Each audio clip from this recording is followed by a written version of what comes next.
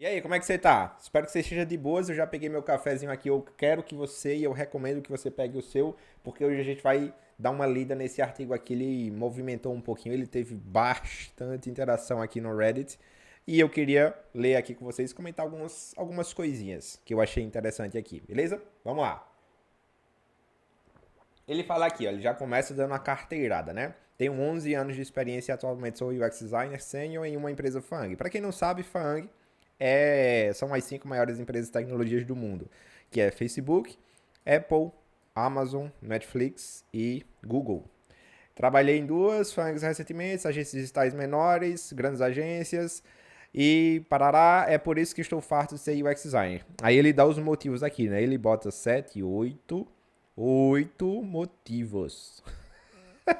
Por que ele está deixando de ser UX designer? Mas eu quero comentar algumas coisas aqui com vocês, umas coisas que eu achei interessantes.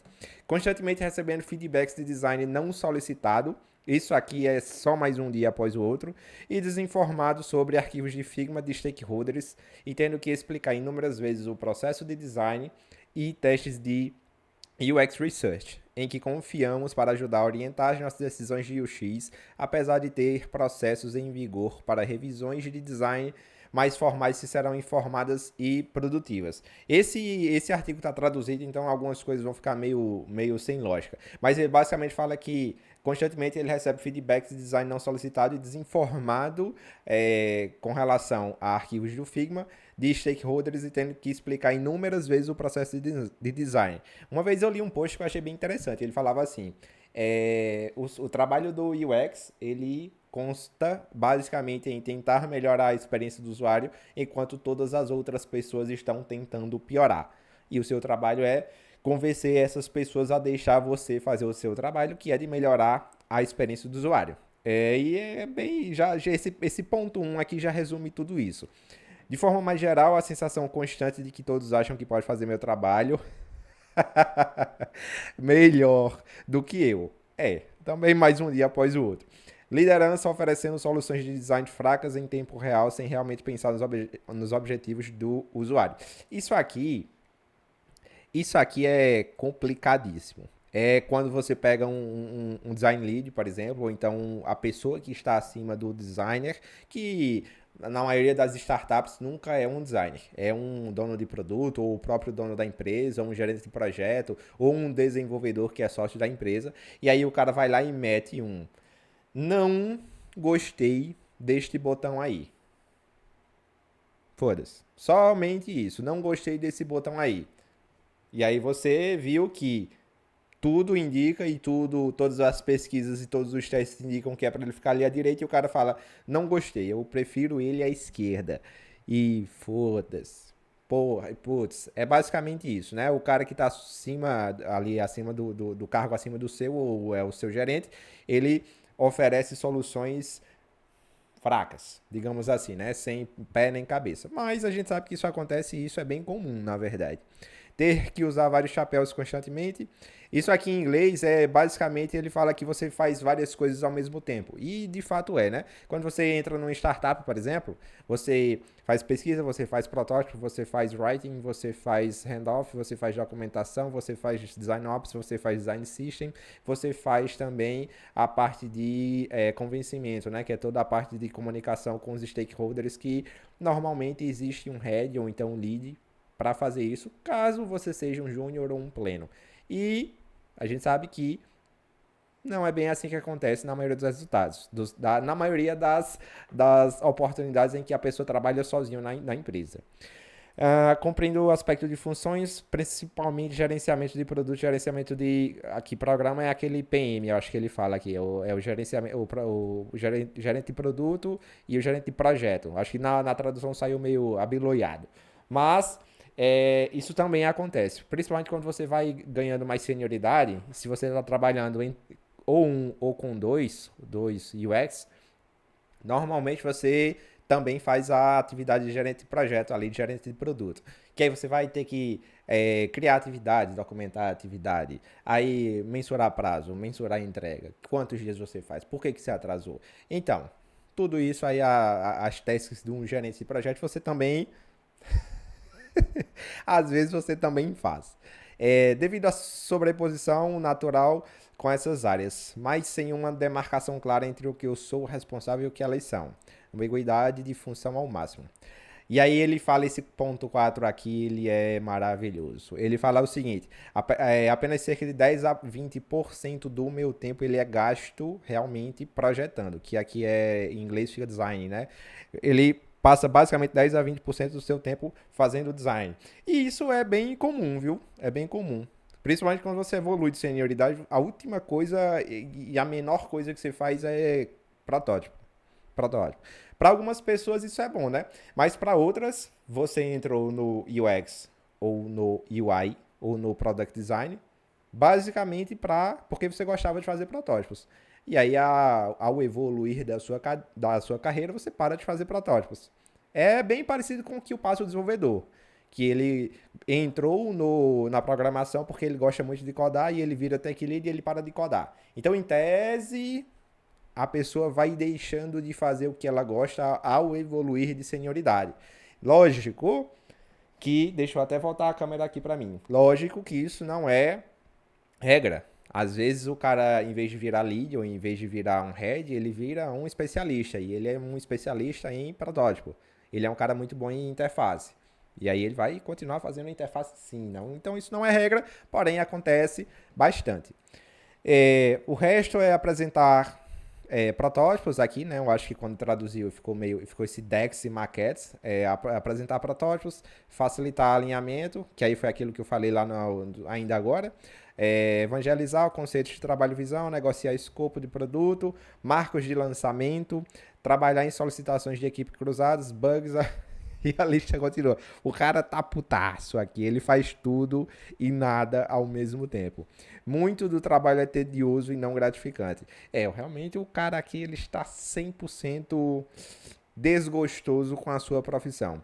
Líderes de design que estão fora de contato eita, isso aqui é loucura total. Mas infelizmente acontece. Líderes de design que estão fora de contato e fornecem feedbacks inúteis e contraproducentes.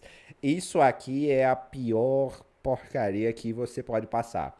Quando você pega um lead que ele tem mais tempo de trabalho que você, que ele tem mais, entre aspas, mais experiência do que você, e ele recebe muito mais do que você, e aí ele trabalha basicamente contra você sem perceber. Sem perceber. E aí você pergunta, Davi, como é que isso pode acontecer? É bem simples, na verdade. Se ele não participou do processo todo, no processo do projeto que você está trabalhando, cara, a pior coisa que ele faz é ele revisar aquele seu projeto de fora. De fora. Isso acontece bastante. O cara revisa o seu projeto, ele desgasta e desfaz tudo que você fez, sendo que ele não participou do processo de criação. E aí, isso acaba se tornando feedback inútil e contraproducente. Porque, primeiro, provavelmente você vai ter que fazer o que ele pediu ou o que ele revisou ali, vai ter que seguir o caminho dele, que era contrário ao seu e que era contrário ao que fazia sentido no momento que o projeto foi desenvolvido ou foi desenhado, e vai demorar mais, né? O tempo que você fez projetando e o tempo que ele fez revisando e mais o tempo que você vai passar ajustando, né? Falta de mobilidade ascendente, que aqui eu acho que ele fala basicamente da dificuldade de crescimento vertical, né? De você ver uma carreira verticalizada no UX design. Isso aí é verdade, é verdade. Eu nunca tinha parado para pensar nisso não, mas é verdade. Principalmente porque você tem as senioridades ali bem, entre aspas, caracterizadas, né? Que é júnior, pleno, sênior, lead, especialista, head e diretor. Vamos imaginar que são essas 7. Sendo que, às vezes, você vê um sênior, que ele tem 3 anos ali, 4 anos, um mini sênior, digamos assim, que ele entrega pior do que um júnior. Isso é estranho falar, mas acontece para um caramba. Um sênior que entrega pior do que um júnior. Às vezes um júnior, ele tem mais vontade de aprender, ele tá ali no gás e ele tá mais atualizado do que o sênior, então ele acaba entregando mais. É esquisito falar isso, mas eu já vi na vida real, assim, eu já vi do meu lado isso acontecer. Então, assim, o que eu tô falando não é. Não tô abstraindo, não tô viajando. Eu já vi isso acontecer. Então, eu acho que é nesse ponto que ele está trazendo aqui, né? A pressão por ser mais visível, acima e além, com o trabalho que eu possa construir um caso para promoção e essencialmente lutar por ela sozinho. Isso quando você tem a possibilidade de ser promovido, né? Em algumas empresas você entra lá e você tá fudido, assim, se você não buscar por conta própria, você não vai ser promovido. Enquanto já tenham funções e responsabilidades que levam a 50, 60 horas por semana para cumprir. Lembrando que a carga horária padrão é 40, né? Então, se ele está falando aqui de 50 a 60, ele já está trabalhando aí quase que mais do quase o dobro, na verdade, né? Metade do dobro. Então, ele está trabalhando de 150%, digamos assim, né? Horas a mais do horário padrão, né?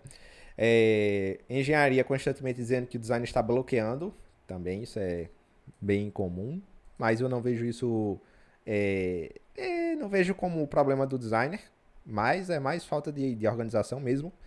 Mas assim, eles obtêm as especificações de design aprovadas, eles levam seu tempo e superdimensionam os recursos, dizendo que levam X% mais tempo para construir do que realmente fazem. Isso aqui ele meteu o loucão, hein?